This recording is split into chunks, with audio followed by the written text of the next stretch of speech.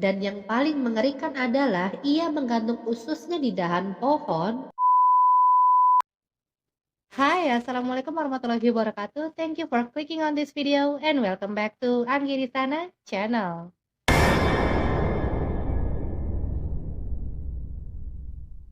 How are you guys? Gimana kabar kalian? Semoga kalian selalu sehat dimanapun kalian berada. Di Selasa malam hari ini, aku akan membawakan kisah tentang penghilangan nyawa 13 orang di California pada awal 1970-an. Adalah Herbert William Malin, seorang eksekutor yang mengaku telah melakukan penghilangan nyawa tersebut dan menurutnya dapat mencegah terjadinya gempa bumi di California. Ia mengklaim bahwa tidak ada gempa bumi yang terjadi selama masa kejahatannya. Klaimnya tersebut dikuatkan dengan pasca gempa bumi yang terjadi dengan kekuatan 5,8 skala Richter di California. Di tahun 1973, setelah persidangan untuk menentukan apakah dia secara hukum tidak waras atau bersalah, akhirnya dia dihukum atas 2 kasus penghilangan nyawa tingkat pertama dan 9 kasus penghilangan nyawa pada tingkat kedua, dan ia dijatuhi hukuman penjara seumur hidup. Selama di penjara, dia mengajukan pembebasan bersyaratnya dan ditolak sebanyak 8 kali. Herbert Malin dan Edmund Kemper melakukan penghilangan nyawa antara tahun 1972 dan 1973 dan berakhir dengan keduanya ditangkap dalam waktu beberapa minggu setelah dilaporkan ada kematian sebanyak 21 orang. Seperti apa kisah lengkapnya? Tanpa berlama-lama lagi, shh, be quiet, listen carefully, cause the story begin. Herbert William Malin lahir di Salinas, California pada tanggal 18 April 1947, tetapi pindah ke komunitas pertanian di luar San Francisco ketika ia berusia 5 tahun. Ayahnya, Martin William Bill Malin, adalah seorang veteran Perang Dunia Kedua yang bekerja sebagai penjual furnitur. Ayahnya sering mengajarinya tentang bagaimana cara menggunakan senjata dan juga menceritakan kisah perang padanya. Ayahnya Herbert ini adalah seorang yang tegas, namun ia tidak kasar. Herbert sendiri adalah bocah normal di masa kecilnya dan ia terpilih sebagai anak yang sangat cerdas dan sensitif. Keluarganya kemudian pindah ke Felton di Santa Cruz County, tempat Herbert bersekolah di SMA. Saat ia berusia 16 tahun, Herbert sangat populer semasa SMA-nya. Dia punya banyak teman, punya pacar, dan ia adalah atlet sepak bola di sekolahnya San Lorenzo High School. Namun dia juga mengalami kesulitan saat itu, karena sebagian besar disebabkan oleh skizofrenia paranoid. Dia juga ironisnya terpilih sebagai most likely to succeed, yang berarti yang paling mungkin sukses. Tak lama setelah ia lulus dari San Lorenzo Valley High School pada tahun 1965, salah satu teman Herbert Malin yaitu Dean Richardson tewas dalam kecelakaan mobil dan hal itu sangat mengguncang jiwa Herbert Malin. Perilakunya mulai berubah total sejak saat itu, sehingga dia pun membangun kuil untuk Dean Richardson di dalam kamarnya. Herbert kemudian akan menghabiskan beberapa jam sendirian di dalam sana dan menjadi terobsesi dengan konsep reinkarnasi, agama, dan prediksi terhadap bencana di masa depan. Dia kemudian percaya bahwa kematian temannya ini adalah bagian dari rencana besar kosmik. Ia juga mulai terjebak oleh ketagihan penggunaan obat-obatan terlarang. Setelah ia lulus SMA pada tahun 1965, ia melanjutkan kuliah dan belajar teknik dan mempertimbangkan untuk mengikuti jejak ayahnya dengan menjadi militer. Namun di pertengahan perjalanan kuliahnya, dia mengubah jurusan kuliahnya dari teknik ke filsafat dan mengambil studi independen tentang agama-agama timur. Pada tahun 1968, Herbert putus dengan pacarnya setelah mengungkapkan kecurigaannya bahwa dia adalah seorang penyuka sesama jenis. 4 tahun kemudian, tepatnya di tahun 1969, dia mengizinkan keluarganya untuk memasukkannya ke dalam rumah sakit Mendocino. Selama beberapa tahun kemudian, ia masuk ke berbagai rumah sakit jiwa, namun kemudian dipulangkan karena dia tidak membahayakan dirinya sendiri atau orang lain. Secara total, dia dimasukkan ke 5 rumah sakit jiwa. Dia menghabiskan tahun-tahun berikutnya di California dan menghabiskan waktu singkat di berbagai rumah sakit jiwa. Dia melakukan tugas singkat sebagai petinju, tetapi harus dikeluarkan secara paksa dari ring karena dia tidak berhenti mengalahkan lawannya. Dia mempraktekkan berbagai jenis gaya hidup alternatif seperti yoga, meditasi, dan diet makrobiotik. Pernah juga ia mencoba menjadi pendeta, percaya pada legalisasi LSD dan ganja, dan menggunakan obat-obatan serta amfetamin. Namun, dia juga sangat vokal ultrakonservatif. Saat ia di pengadilan, dia mengatakan bahwa dia bi segalanya, seperti biseksual, bipolitik, bikultural, dan bispiritual. Dia juga secara keliru mengaku sebagai birasial. Dia juga pernah diusir dari salah satu apartemennya karena menggebrak lantai dan meneriaki orang-orang yang dia bayangkan ada di sana. Pada tanggal 15 Januari 1973, Herbert mencoba mendaftar di United States Marine Corps. Meskipun ia lulus ujian secara fisik dan psikiatris, ia ditolak ketika adanya catatan penangkapan dan beberapa perilaku anehnya yang cukup luas diketahui. Dia percaya bahwa ini adalah bagian lain dari konspirasi besar melawannya dan kemudian menyatakan bahwa dia tidak akan menjadi serial eksekutor jika dia diterima di Korps Marinir Amerika Serikat kala itu. Pada bulan November tahun sebelumnya, ia juga pernah melamar menjadi penjaga pantai, tetapi gagal dalam ujian psikiatris. Herbert Malin sangat menyukai gempa bumi dan percaya bahwa ulang tahunnya yang tanggal 18 April memiliki arti penting karena merupakan hari peringatan gempa bumi yang terjadi di San Francisco pada tahun 1906. Dan juga tanggal tersebut adalah hari kematian Albert Einstein. Saat di persidangan ketika ia menjadi saksi, dia menegaskan bahwa dia telah terpilih sebagai pemimpin yang ditunjuk di generasinya. Dia percaya bahwa banyaknya nyawa yang telah dihilangkan di Vietnam Utara selama Perang Vietnam telah bertindak sebagai semacam pengorbanan, mencegah gempa bumi, dan bahwa peristiwa penghilangan nyawa akan memiliki efek yang sama di California, di mana gempa bumi dengan berbagai intensitas sering terjadi di California. Dan bahwa sebagai pemimpin adalah tugasnya untuk memastikan bahwa cukup banyak orang yang meninggal untuk mencegah terjadinya bencana alam. Sebelumnya, dia sempat mempertimbangkan untuk pindah ke Kanada untuk menghindari pemikiran gilanya ini. Dia juga menjadi percaya bahwa segala sesuatu yang terjadi dalam hidupnya adalah bagian dari konspirasi besar. Dia juga percaya bahwa orang tuanya adalah reinkarnasionis yang mematikan, yang percaya bahwa kehidupan mereka selanjutnya akan lebih menyenangkan jika mereka membuat orang lain sengsara, dan bahwa penolakannya oleh militer Amerika Serikat adalah bagian konspirasi seperti yang dilakukan orang tuanya.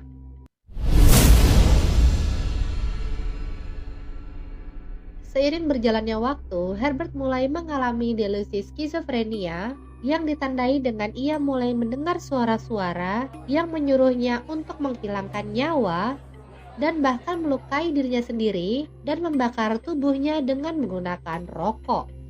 Pada bulan Oktober 1972, saat Herbert mengendarai mobilnya, dia melihat ada seorang pria tunawisma yang berjalan di sepanjang jalan sepi dan diketahui pria tersebut adalah Lawrence White. Kemudian Herbert menepikan mobilnya dan mengangkat kap mobilnya, lalu Herbert pun pura-pura mobilnya mengalami masalah. Lawrence yang melihat itu segera menghampiri Herbert dan menawarkannya bantuan. Saat Lawrence datang dan menawarkan bantuan, Herbert malah memukulinya hingga ia tewas dengan menggunakan tongkat baseball. Tidak ada yang terlalu memperhatikan ketika jasad Lawrence ditemukan beberapa hari kemudian. Selanjutnya, kurang dari 2 minggu dari perbuatan kriminalnya terhadap Lawrence, Herbert kemudian menerima tumpangan dari seorang wanita yang ia temukan di jalanan, tepatnya di jalanan daerah Santa Cruz, dan wanita itu bernama Mary Guilfoyle. Saat Mary masuk ke dalam mobilnya, Herbert lalu menikamnya secara brutal hingga ia tewas. Tak hanya sampai situ saja, Herbert yang seperti pasukan setan ini, ia malah meluangkan waktu untuk mengiris-iris tubuhnya dan merobek perutnya lalu mengeluarkan organ-organ dari dalam tubuhnya. Dan yang paling mengerikan adalah ia menggantung ususnya di dahan pohon dan sempat memeriksa ususnya itu apakah ia akan menemukan polusi di dalamnya, dan setelahnya Herbert kemudian membuang jasadnya ke hutan yang ia temukan di pinggir jalan. Jasad Mary ini sempat tidak dapat ditemukan sampai kemudian ditemukan pada bulan Februari 1973. Dan ketika jasadnya ditemukan, pelaku penghilangan nyawa Mary awalnya diyakini sebagai perbuatan Edmund Kemper, yaitu seorang serial eksekutor lainnya yang juga aktif di Santa Cruz di waktu yang sama. 4 hari setelah menghilangkan nyawa Mary, tepatnya pada tanggal 2 November 1972, Herbert pergi ke gereja Katolik Saint Mary dan membuat sebuah pengakuan dosa kepada seorang pendeta yang bernama Pastor Henry Tomei. Dan anehnya, alih-alih membuat pengakuan dosa, Herbert malah berpikir Pastor Henry menawarkan dirinya sebagai korban berikutnya yang diyakini sebagai pengorbanan. Herbert kemudian menikam Pastor Henry dari dalam bilik pengakuan dosa hingga Pastor Henry kemudian tewas, dan Herbert pun segera melarikan diri dari tempat kejadian. Pada awal tahun 1973, setelah Herbert ditolak oleh USMC dan berhenti menggunakan obat-obat terlarang, delusinya justru makin memburuk dan dia kemudian memutuskan untuk menghilangkan nyawa Jim Gianera. Jim Gianera yang dikenalnya sejak SMA, dan dari Jim lah dia biasa membeli obat-obatan terlarang tersebut. Herbert di sini merasa bahwa karena Jim yang telah menjual obat-obatan terlarang padanya, yang akhirnya dapat memutarbalikkan pikirannya, maka dialah yang harus disalahkan atas betapa sulitnya kehidupan yang harus dijalani Herbert. Pada tanggal 25 Januari 1973, ia pun melancarkan aksinya. Herbert kemudian pergi ke alamat terakhir yang ia ketahui Jim pernah tinggal di sana, di sebuah kabin dekat Mystery Spot, yaitu sebuah objek wisata di Santa Cruz. Ketika dia mengetahui bahwa kabin tersebut telah dihuni oleh penghuni lain, yaitu seorang wanita yang bernama Kathy Francis berusia 29 tahun, dan kedua putranya David Hughes yang berusia 9 tahun, dan Diamond Francis yang berusia 4 tahun. Dia lalu berbincang-bincang sebentar dengan Kathy dan mendapatkan alamat baru Jim dari Kathy. Pada malam itu, Herbert langsung menuju ke rumah Jim di West Avenue dan menghabisi Jim Rell yang berusia 29 tahun dan istrinya Joan Gianera yang berusia 21 tahun. Urutan pada saat penghilangan nyawa yang terjadi saat itu masih belum pasti. Meskipun FBI menyatakan bahwa Herbert telah menghilangkan nyawa keluarga Kathy Francis setelah berbincang dengannya, kemudian barulah Herbert menghabisi keluarga Jim Gianera. Diketahui hal ini karena suami dari Kathy Francis, yaitu Bob Francis dan Jim Gianera, adalah seorang pengedar obat-obatan terlarang.